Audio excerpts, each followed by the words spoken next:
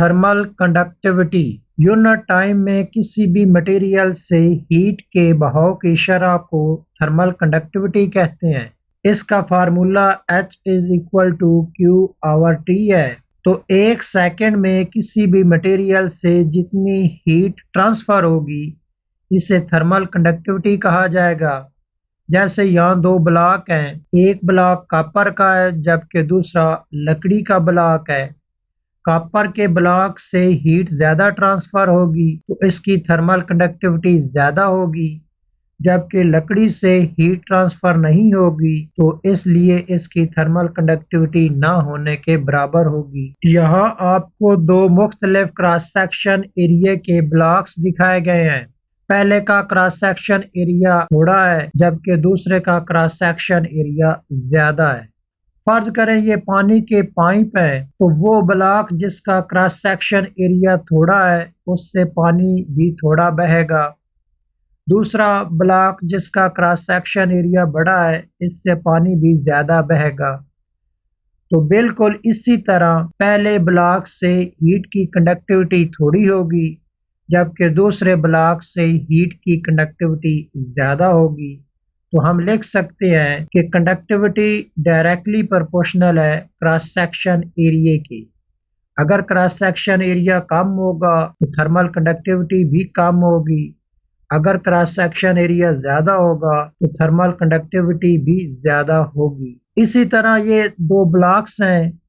पहले ब्लॉक के दोनों सिरों के दरमियान टेम्परेचर का फ़र्क 2 केल्विन है जबकि दूसरे ब्लॉक के दोनों सिरों के दरमियान टेम्परेचर का फ़र्क 8 केल्विन है। तो पहले ब्लॉक में हीट ट्रांसफ़र कम होगी क्योंकि टेम्परेचर का फ़र्क थोड़ा है, जबकि दूसरे ब्लॉक में हीट कंडक्टिविटी ज़्यादा होगी क्योंकि यहाँ टेम्परेचर का फ़र्क ज़्यादा है। तो हम कह सकते हैं कि थर्मल कंडक्टिविटी डायरेक्टली प्रोपोर्शनल होगी डेल्टा T के। इसी तरह ये दो मुख्तलिफ लंबाई के ब्लॉक दिखाए गए हैं।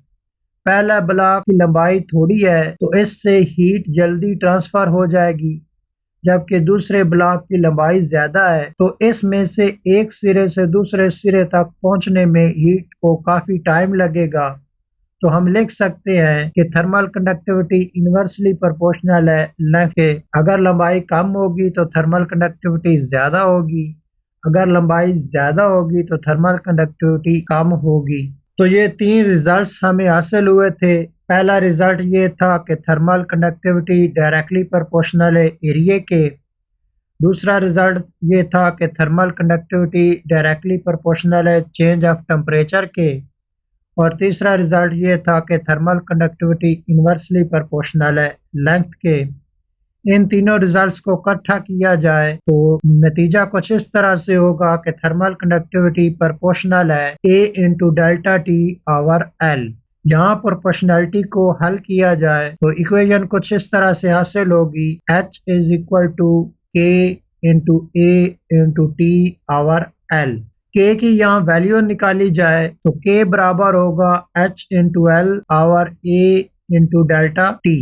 K यहाँ प्रोपोर्शनलिटी कांस्टेंट है, इसको कोफिशिएंट ऑफ थर्मल कंडक्टिविटी भी कहते हैं। कोफिशिएंट ऑफ थर्मल कंडक्टिविटी के फार्मूले में तमाम टर्म्स की यूनिटीज में वैल्यू लगाए जाएं तो वो कुछ इस तरह से लिखी जाएंगी। A यहाँ एरिया है, इसकी यूनिटीज में वैल्यू 1 स्क्वायर मीटर आएगी।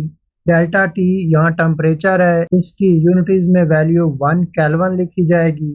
L यहाँ लेंथ है, यूनिटीज में इसकी वैल्यू 1 मीटर आएगी। H यहाँ यूनिट टाइम में हीट का ट्रांसफर है जिसे थर्मल कंडक्टिविटी भी कहा जाता है। अगर बाकी सारी वैल्यूज यूनिटी में हो तो थर्मल कंडक्टिविटी K के बराबर आती है। इस तरह हम कोफिशिएंट ऑफ थर्मल कंडक्टिविटी को डिफाइन कर सकते हैं।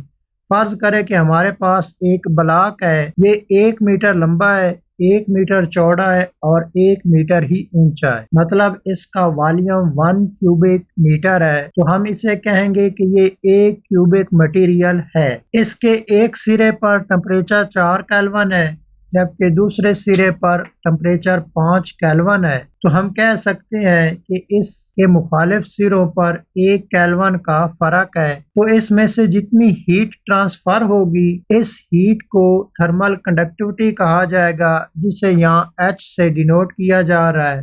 تو کوفیشنٹ آف تھرمل کنڈکٹیوٹی کو اس طرح پھر ڈیفائن کیا جائے گا کہ 1 کیلون ٹمپریچر کا فرق رکھنے والے 1 کیوبک میٹر کی مخالف سروں کے درمیان جتنا ہیٹ کا بہاؤ ہوگا، اس ہیٹ کے بہاؤ کو کوفیشنٹ آف تھرمل کنڈکٹیوٹی کہا جائے گا۔ کوفیشنٹ آف تھرمل کنڈکٹیوٹی سے کسی چیز کے کنڈکٹر یا انسولیٹر ہونے کا پتہ چلتا ہے۔ اگر کسی بھی مٹیریل کے K کی ویلیو زیادہ ہو تو وہ مٹیریل کنڈکٹر ہوگا، اگر اس کے K کی ویلیوز کم ہو تو وہ مٹیریل انسولیٹر ہوگا۔ کوفیشنٹ آف تھرمل کنڈکٹیوٹی کے فارمولے میں تمام ٹرمز کے یونٹ لکھے جائیں تو وہ کچھ اس طرح سے ہوں گے۔ A یہاں ایریا ہے، اس کا یونٹ سکوائر میٹر آئے گا۔ ڈیلٹا T ٹمپریچر ہے، اس کا یونٹ کیلون ہوگا۔ L یہاں لمبائی ہے، اس کا یونٹ میٹر ہوگا۔ H یہاں تھرمل کنڈکٹیوٹی ہے جو کہ Q/T کے برابر ہوتی ہے، اس لیے اس کا یونٹ جول پر سیکنڈ جسے واٹ بھی کہتے ہیں، تو H کے لیے یونٹ واٹ ہوگا۔